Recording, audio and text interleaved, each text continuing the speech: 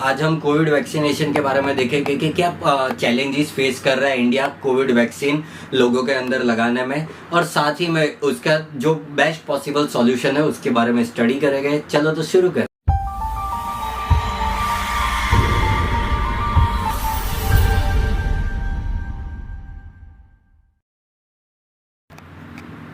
आज जो वैक्सीन लगाई जा रही है पूरे इंडिया में लोगों के अंदर, उसके बारे में पूरे वर्ल्ड में तारीफ हो रही है, इंडिया में भी इसकी सराहना हो रही है। जनरली वैक्सीन बनाने में 10-15 साल लग जाते हैं क्योंकि उसका प्री क्लिनिकल ट्रायल होता है, 10% से भी कम सक्सेस रेट रहता है।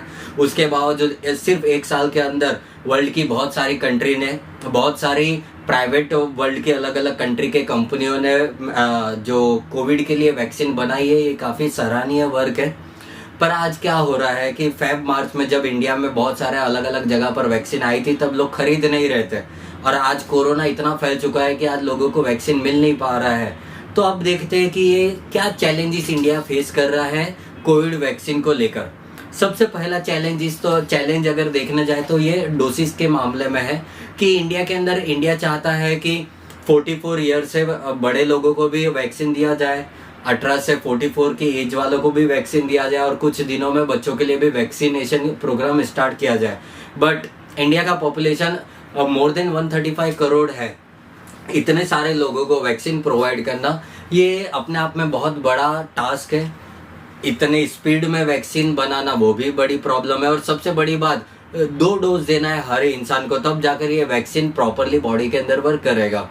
और उसकी वजह से हमारे पास डोसेज होने के बावजूद हमें तकलीफ आ रही है। वैक्सीन होने के बावजूद हमें तकलीफ आ रही है। जैसे ओल्ड पीपल को फर्स्ट डोज दे दिया था, अब सेकंड डोज का उनका नंबर आया, उनकी डेट आ रही है, तभी यंग लोगों को भी हमें वैक्सीन प्रोवाइड करना चाह रहे हैं। तो हम कंफ्यूज है कि सेकंड डोज के लिए वो वैक्सीन का इस्तेमाल करें ओल्ड पीपल के लिए या फिर यंग लोगों के लिए करें। ये सबसे बड़ा चैलेंज है। दूसरा चैलेंज की अगर हम बात करें तो वो है ट्रांसपोर्टेशन।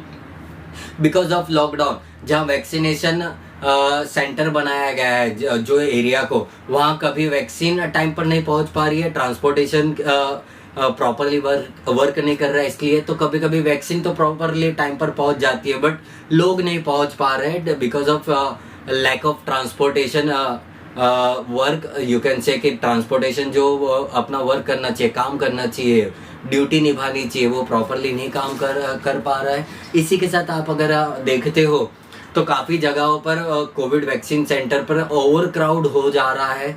काफ़ी बार ऐसा होता है कि वैक्सीन सेंटर बंद होता है बट लोगों को पता नहीं होता है, वो चले जाते हैं वैक्सीन लगवाने के लिए और फंस जाते हैं, और वहाँ पर भीड़ जमा हो जाती है।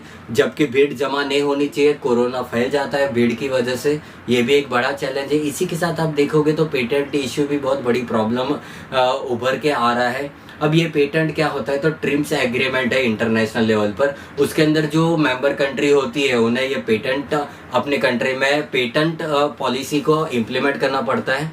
अब जो भी बड़ी बड़ी कंपनियां हैं उन्होंने अपनी मेडिसिन को, अपनी कोविड वैक्सीन को का पेटेंट ले लिया है। मतलब कि 20 साल तक, अगले 20 साल तक वो वैक्सीन उनकी कौन सी कंपनी बना पाएगी, कितनी बना पाएगी, वो सारे राइट्स एक्चुअल में जिन्होंने वैक्सीन डेवलप की उनके पास होते हैं। और इसी वजह से इंडिया के अंदर वर्ल्ड के अलग अलग कंट्री के बड़ी बड़ी प्राइवेट कंपनी की जो वैक्सीन है वो इंडिया हम अब तक प्रोड्यूस नहीं कर पा रहे हैं। और उसी के साथ हम दूसरा चैलेंज देखेंगे तो म्यूटेंट का है।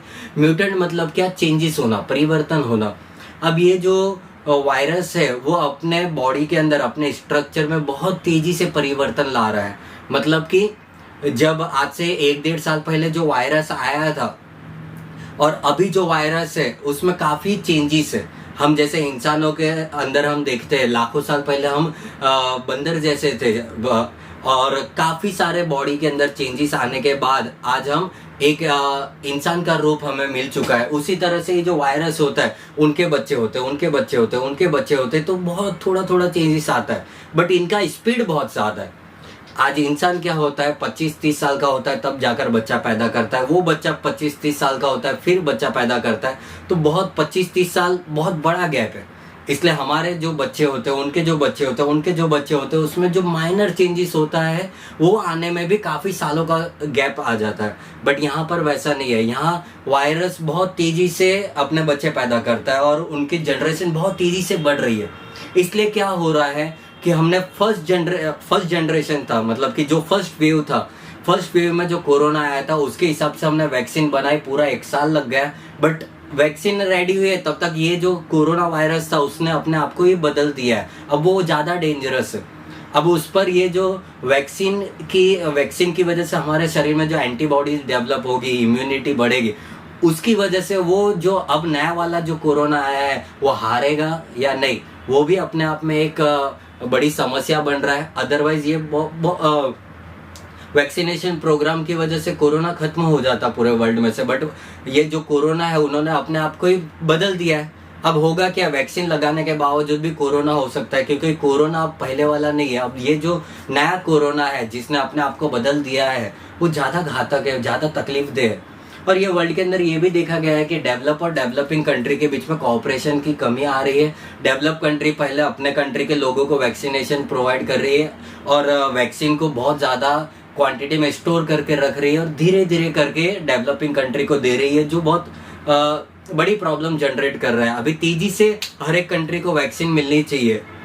डेवलप कंट्री को ब्रॉड माइंड रखना चाहिए, उनको ये सोचना चाहिए कि वर्ल्ड के अंदर अगर एक इंसान को भी कोरोना है तो वो पूरे वर्ल्ड के अंदर कोरोना फैलाने की ताकत रखता है। तो डेवलप कंट्री को सिर्फ अपने कंट्री के बारे में नहीं सोचना चाहिए, डेवलपिंग कंट्री है, गरीब कंट्री है, उनके बारे में भी सोचना चाहिए कि उनकी कंट्री में भी कोरोना अगर खत्म हो जाएगा तो ही ये वर्ल्ड से कोरोना खत्म हो सकता है। और हमारा ये जो कोरोना वैक्सीनेशन का प्रोग्राम चल रहा है वो काफ़ी स्लो चल रहा है। आप सोचिए 2-3 महीने हो गए कोरोना वैक्सीनेशन प्रोग्राम चल रहा है, उसके अंदर सिर्फ 17 से 20 करोड़ लोगों को वैक्सीन प्रोवाइड की है। 135 करोड़ का देश है, अगर 1.5-2 महीने में, 2.5 महीने में इतने ही लोगों को वैक्सीन प्रोवाइड की जा रही है, तो इसी स्पीड से अगर हम पूरे इंडिया के हर एक इंसान को, हर एक बच्चे को, हर एक यंग इंसान को, ओल्ड पीपल को वैक्सीन देने जाएंगे तो मोर देन 1 ईयर कंज्यूम हो जाएगा। और 1 साल बहुत बड़ा रोल प्ले करता है। ये जो कोरोना अपने आप को बदल रहा है वो 6 महीने 8 महीने में ही अपना असली अपना जो ओरिजिनल ताकत था, रूप था, उससे वो बहुत ज़्यादा लेवल पर बदल जाएगा सिर्फ 6 महीने के अंदर। और हमें तो मेडिसिन कब लगने वाला है? 1 साल बाद, मतलब 1 साल जितना समय लगेगा। तो वैक्सीन लगने के बावजूद भी कोरोना जो है ये बीमारी पूरे इंडिया से खत्म नहीं हो पाएगी। एंड आई शुड से यही चीज़ पूरे वर्ल्ड में भी चल रहा है।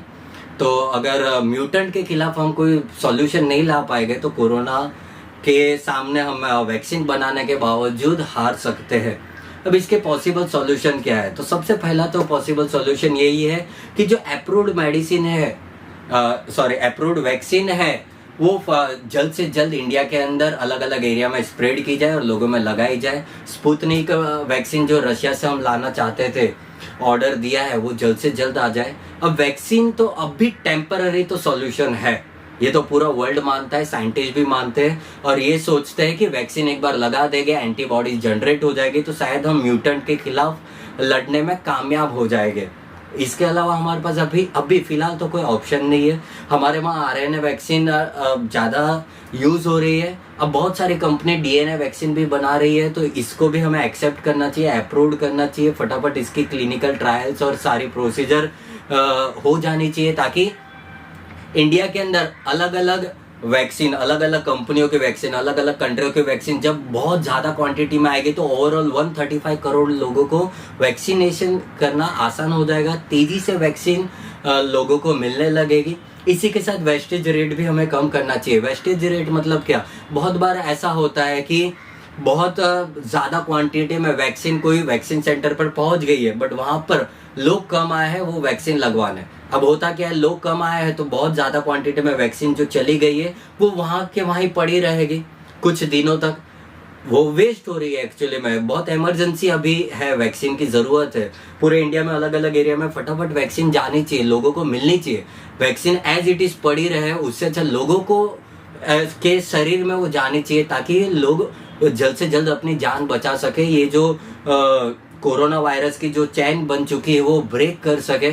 इसलिए वेस्टेज रेट को भी हमें कम करना चाहिए, डिसेंट्रलाइज अप्रोच होना चाहिए। अब इंडिया में हो क्या रहा है, 44 ईयर के अबो वाले को वैक्सीन देने की जिम्मेदारी सेंट्रल गवर्नमेंट ने ले ली है और 18 से 44 एज वाले लोगों को वैक्सीन प्रोवाइड करने की जिम्मेदारी स्टेट गवर्नमेंट ले रहा है। तो यहाँ क्या हो रहा है, काम जो बढ़ जाना चाहिए वो बढ़ नहीं रहा है। सेंट्रल गवर्नमेंट पहले वैक्सीन प्रोवाइड कर रहा था ओल्ड पीपल को पूरे इंडिया के अंदर। अब सेंट्रल गवर्नमेंट इतना नॉलेजेबल नहीं होता है कि हर एक स्टेट में उसके डिस्ट्रिक्ट में कहाँ पर कितने लोग हो गए, ट्रांसपोर्टेशन से आ पाएंगे नहीं आ पाएंगे, उतना उनके पास नॉलेज नहीं होता है। स्टेट गवर्नमेंट को इसका ज़्यादा नॉलेज होता है। तो अगर इंडिया की सेंट्रल गवर्नमेंट और स्टेट गवर्नमेंट दोनों ही मिलकर डिसाइड करें कि हमें इंडिया के हर एक इंसान को वैक्सीन प्रोवाइड करना है, तो काफ़ी तेज़ी से अच्छे से काम हो पाएगा। जहां पर स्टेट गवर्नमेंट को ज़्यादा नॉलेज है वो अपना नॉलेज का यूज़ करके वैक्सीन लोगों के वैक्सीनेशन लोगों के अंदर जल्दी स्प्रेड करेगा, प्रोवाइड करेगा। और जहां पर सेंट्रल गवर्नमेंट के पास अपना नॉलेज है, लेबर फोर्स है, उसका इस्तेमाल करके सेंट्रल गवर्नमेंट भी लोगों के अंदर कोविड वैक्सीनेशन का प्रोग्राम आगे बढ़ाएगा। इसी के साथ अगर हम देखते हैं तो जो इंजेक्शन होते हैं लोगों के अंदर दिए जा रहे हैं कोरोना के, वो काफ़ी टाइम कंज्यूमिंग होते हैं। मतलब डॉक्टर या नर्स आते हैं, इंजेक्शन भरते हैं, फिर बॉडी में लगाते हैं, फिर पेशेंट को काबू से हो, थोड़ा बहुत वहाँ दर्द कम हो उसके लिए अलग अलग जो उनके जो केमिकल होते हैं वो लगाते हैं, फिर पेशेंट को 10-15 मिनट आराम करने बोलते हैं, फिर पेशेंट जाता है। इसमें काफ़ी टाइम लगता है। इसमें क्या होता है कि डॉक्टर जो होता है, डॉक्टर या नर्स, वो पूरे दिन में 100, 150, 200 लोगों को वैक्सीन दे पाएगा। बट इससे बेटर है अगर सिरप बना दी जाए वैक्सीन की, तो बहुत तेज़ी से लोगों को वैक्सीन प्रोवाइड किया जाएगा। अभी क्या हो रहा है, इंजेक्शन लगाओ तो उसमें 5 मिनट लग जाते हो, बॉटल तोड़ो, इंजेक्शन में वो बॉटल के अंदर का जो वैक्सीन है वो प्रोवाइड करो, फिर इंजेक्शन प्रोवाइड करो, फिर वो इंजेक्शन को भी फेंको, तो खर्चा भी यहाँ कहीं ना कहीं बढ़ रहा है। बट इसकी जगह सिरप की बॉटल हो, मतलब कि पेशेंट आया कोविड वैक्सीन लेने के लिए, कोई इंसान आया, वैक्सीन दिया चलो, वैक्सीन दिया चलो, वैक्सीन दिया चलो, वैक्सीन दिया चलो, वैक्सीन दिया चलो।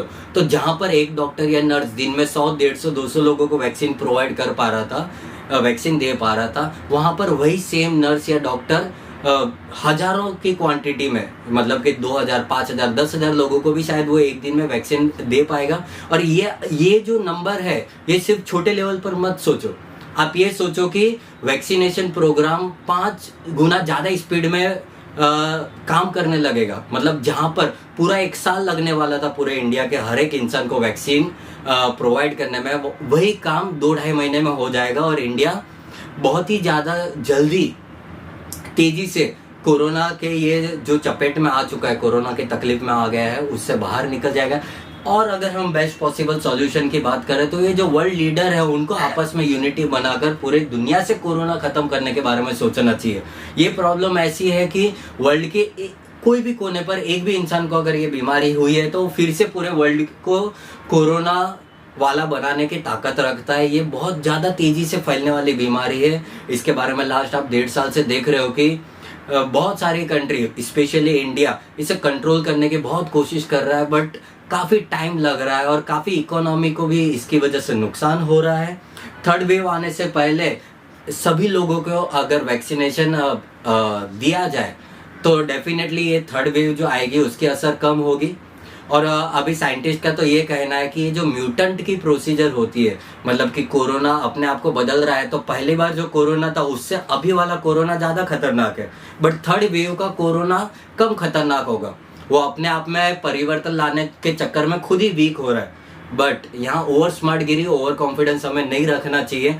शायद वही म्यूटेंट, वही कोरोना फिर से अपने आप को बदल के स्ट्रॉन्ग बन गया तो तब हमें तकलीफ होगी। इसलिए हमें थर्ड वेव आए और उसमें कम असर आने वाली है, ये जो हम इमेजिन कर रहे हैं उसकी जगह हमें ये सोचना चाहिए कि वैक्सीन कैसे जल्द से जल्द लगाई जाए ताकि एंटीबॉडी जनरेट हो और काफ़ी हद तक ये जो नया कोरोना आएगा उससे भी हम लड़ पाएंगे। अब जब तक वैक्सीन नहीं लगाई जाती है आपको, तब तक एटलीस्ट आपको कोरोना गाइडलाइंस को फॉलो करना चाहिए, जैसे कि हाथ धोते रहना चाहिए, मास्क पहनना चाहिए, सोशल डिस्टेंसिंग रखना चाहिए। आई होप आपको ये वीडियो नॉलेजेबल लगा होगा। Thank you so much. I hope आपको ये वीडियो नॉलेजेबल लगा होगा। अगर ये वीडियो आपको यूजफुल लगा हो तो लाइक, शेयर और सब्सक्राइब करना मत भूलना। Thank you so much.